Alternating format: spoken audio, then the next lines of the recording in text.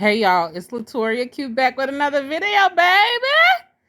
And this one is just gonna be a reaction video because I was on Facebook and I saw this pop up and I said, you know what? I'm gonna have a discussion about it. However, I just want to get started with it because let's just watch. You a demon, you a devil, you ain't. I can be in a real. That ain't even my. Don't act like you don't know what I'm talking about. Go to hell. You need to go to. You hear me? You just use good men. I'm one of the good ones, goddamn. Buying diapers and doing all this real man shit, taking care of baby. Whole time you been around that ass. This ain't even my damn child.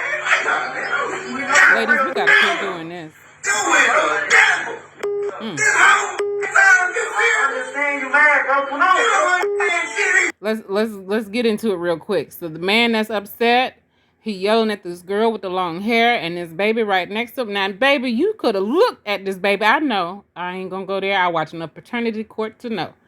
You can't go off of how somebody look. But baby, as light as she is and what she got going on, that baby look a little. You don't need to hustle, goddamn up. I need to start yelling. Man, look, y'all gotta stop this. Now, he ain't doing it in the right spot. This ain't the time.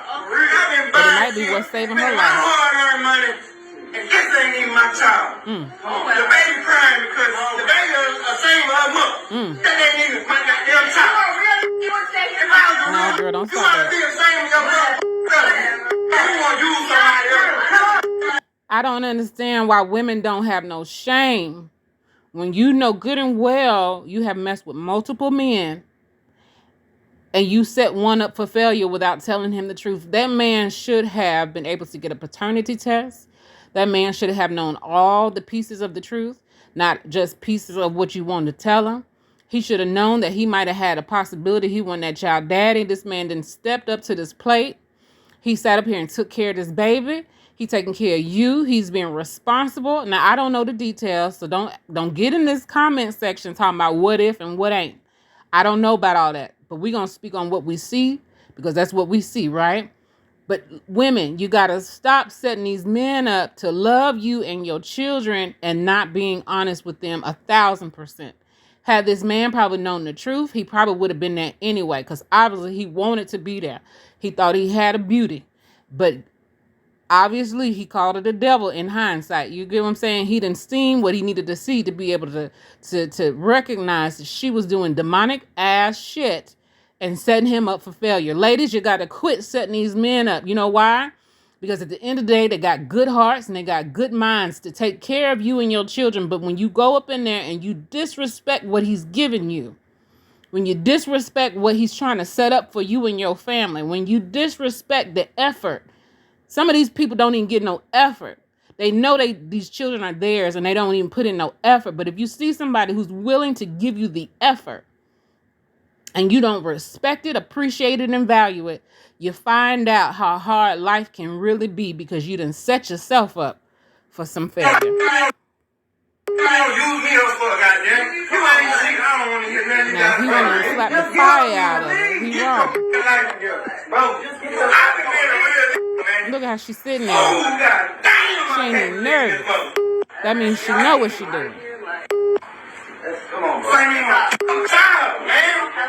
Let that brother, I hope his friends don't get him on out of there. Because he might slap some fire out of her. Look,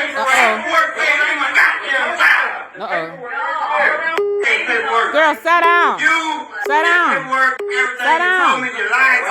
She thinks she's cute. That's what's wrong with us now. When you think you're cute, you don't realize how ugly it really is.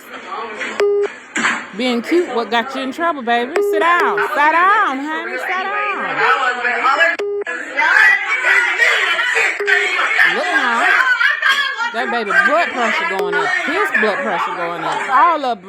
Because she made a decision to be on her back. Jesus.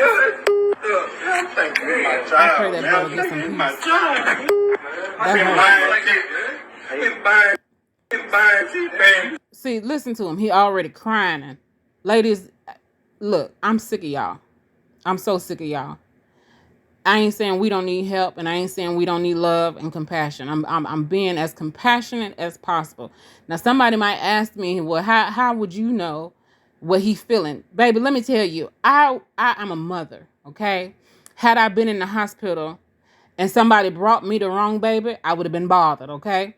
If I was in the hospital and somebody said that baby wasn't mine, I'd been bothered. You feel me? But because you the mother, nobody's going to challenge you about being the mother.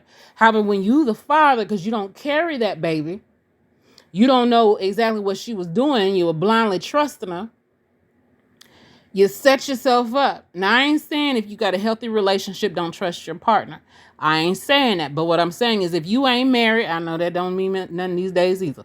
But if you ain't married and you don't trust that person, don't you be volunteering your name for nothing.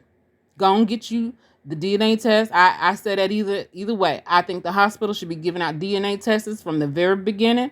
Ain't nobody gonna have no question. Ain't nobody gonna be bothered, and ain't nobody gonna be asking 20 years later who's the pappy. Ain't nobody gonna be asking years later why you did or didn't do something, because from the very beginning, day one, you knew that was your baby.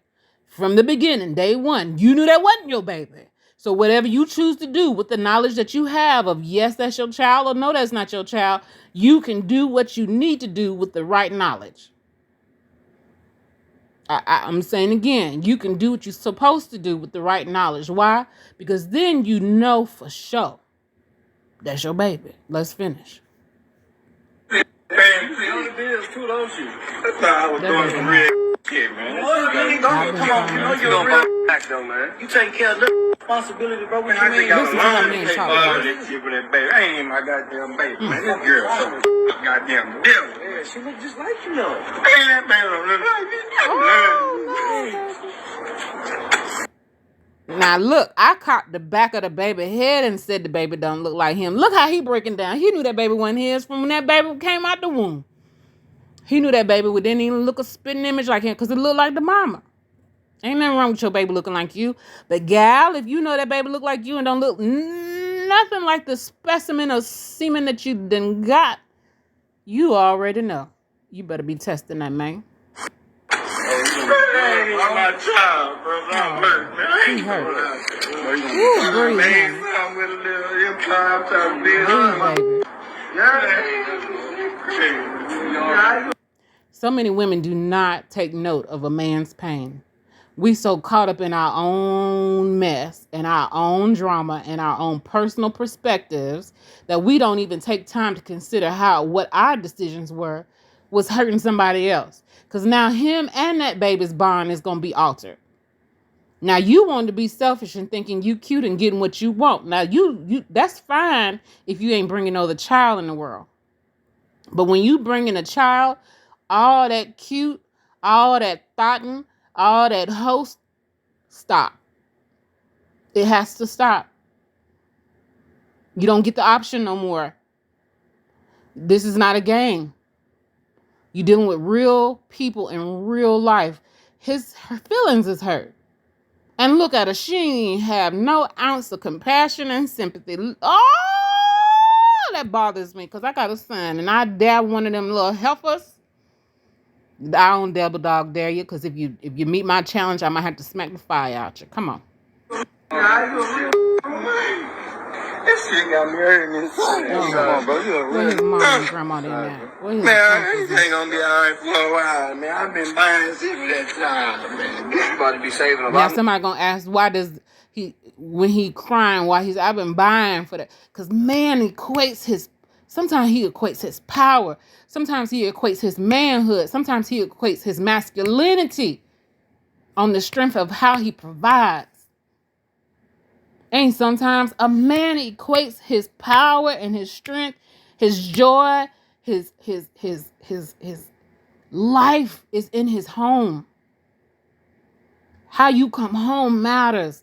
When people walk through the door and you see smiling faces, excited for you to walk in the house, think about a man and his daughter. That baby probably excited to see him walk through the door every time he walked through the door. And he got to sit up here. He got to sit up here and look at that baby in the face. He worked Probably all day, every day. I don't know, but I'm just assuming how his emotions is going. He worked all day, every day to make sure he provide, taking care of his girlfriend or his boo, his shawty, whatever he want to call that girl. He taking care of her to make sure she ain't got no problem. Baby needs something, she got it. Look, if your baby daddy ain't taking care of you, that's just your experience. However, there are men out here who really take care of their children. And if that ain't your experience, you should have chose better. But there are men out here really pouring into their children because that's their legacy. And you sitting up here playing with somebody's legacy, the audacity, honey. Saving a lot more money now, bro. Shit, man. Come on, bro. Let's just go clean here, man. Walk this shit out, man. Then what happens? He's so emotional. What if he go out there and hit somebody? What if he go out there just drinking? What if he think he gotta get high? What if he think he gotta replace this emotion and this struggle he's feeling? What if he gotta replace it with a substance? What if he gotta replace it with another feeling to mask this feeling? You ain't thinking about that part. You ain't thinking about how he feeling. Because you're so caught up in your own mess. And that's what's wrong with people. Not just women. That's what's wrong with people. They are only so focused on themselves and how they feel and how they look and why they doing what they doing. Don't matter why the other. Look. It matters. It matters. The family matters. How these children grow up and process their trauma matters. How these children look at their mother and their father and then go out in the real world and have to function as a person in this society. If they struggling and can't trust their mama and can't trust their daddy, if they struggling and don't realize that they have a good structure and a support system at home, they come out in the world and putting a mess on other people. And then we try to figure out what's wrong with them. What's wrong with you? They carrying baggage. They carrying trauma. They carrying hurt. They have residue of generational curses that they mama and daddy have passed down now. And we trying to figure out how do we deal with folks like that. It's hard. It's hard to deal with somebody hurt.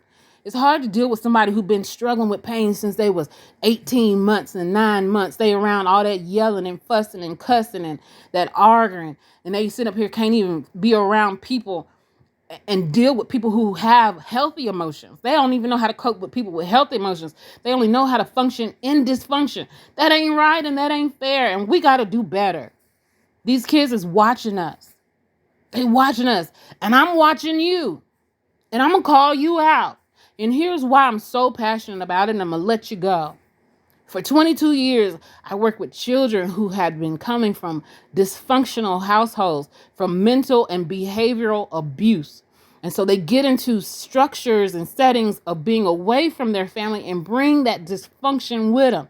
So then they don't even know why they lie. They don't even know why they angry. They don't even know why they such addicted to the pain medicines and drugs and alcohol because they want to mask pain. And then you got people out here that want to help them. But because it's so normal to be in dysfunction, they think something wrong with you. You talking to them right and respectfully, they think something wrong with you and you playing a con on them. Why? Because they so used to somebody cussing them out. They so used to people arguing. They so used to people breaking stuff in their household. They so used to people not showing up in the way that they supposed to show up. And you think that's easy to break? That ain't easy to break, but people are so caught up in their own mess that they ain't even ready for the real repercussions. Because some repercussions don't take that long. And then some repercussions, it might take 10 years for you to figure it out. So when that baby 10 and 15 years old don't like her mama, she don't know why. Because she was born into distress. That mama had to have known that wasn't a daddy. So that means that womb was taking on the energy and the vibration of the mother, pouring it into the child to set the tone of how they need to function in this earth. And if you have come from a womb where you have been experiencing trauma, because that's supposed to be the most peaceful experience that you have on this planet, in the womb, so that when you come out here, you can do your purpose. You can really function in the way that you should by being able to show up in places that you knew you was ready for. But when you got to deal with clearing out nastiness at a young age, it's got to come out somewhere. It's got to come out somewhere. And it comes out in attitudes. It comes out in behaviors. It comes out in perspectives of how a family is supposed to work and how the role in my family is supposed to be done. I can't be who I'm supposed to be even in my family structure because I'm too caught up in dealing with the pain that I have in myself. So how can I be a good daughter? How can I be a good friend? How can I be a good son? How can I be a good sister or brother? How can I be good at anything when I ain't even seen it from the womb? Y'all better get it together. These young girls need to know who you lay down with is important. These young people need to know who you procreate with is important. These young folks need to know. But they ain't living it because they ain't seeing it. And it's time for us to call out the destructive behaviors that tear up families and communities. Because I don't care if you're lesbian, gay, or whatever. Everybody trying to have kids right now. But if you got dysfunction, I promise you, that's one of the first things your children will inherit. And why would you want your children to inherit your dysfunction? Why would you want your children to inherit your pain? Why would you want your children to inherit confusion? Why would you want your children to inherit drama? That's not an inheritance. That's not a good inheritance, y'all. So if you see your sister, your cousin, because I'm calling out ladies because I'm a woman, I'm going to talk to these ladies. If you see your sister, your cousin, your friend out here doing, I almost said it. If you see them doing something that would be so traumatic to them in a year, 6 months, 5 years, 10 years from now, call them out. Save your friends. Save your friends from heartache. Save your friends from having to go to paternity court. Save your friends from having to battle within their families about what is right and what is wrong and who is who and what is what. Save them the stress and the drama and tell them the truth now. Girl, stop that stuff. It ain't just your womb gonna be wear out, but your baby gonna come out just as confused as your womb. Quit putting all that semen in there that ain't got no business being in there. Got these men's DNA mixing and you don't know who your child's parent is. I can say that. Why? Because I lived it. And somebody had to tell me, look, girl, I know you young and you think it's cool and it's cute. Slow down, sir. Slow down. You doing more damage than good. You weighing yourself out. And guess what happens, lady? You look old fast. You look old early. 20 years old looking 35 because you're tired and stressed out and bothered. Your DNA can't handle the stress, so it's starting to show in your organs and in your body. You look tired. You look stressed out. You look like you need some water, baby. You're dehydrated and thirsty. Get you something. Your stress is showing. It's in your pores. It's in your eyes. And then look at you. You're getting ulcers. Can't even remember who your baby daddy is because you don't know when you slept with somebody. You're getting ulcers. Y'all got to do better. We got to do better. And if it ain't for you, do it for your children. All right, y'all. Bye, babies.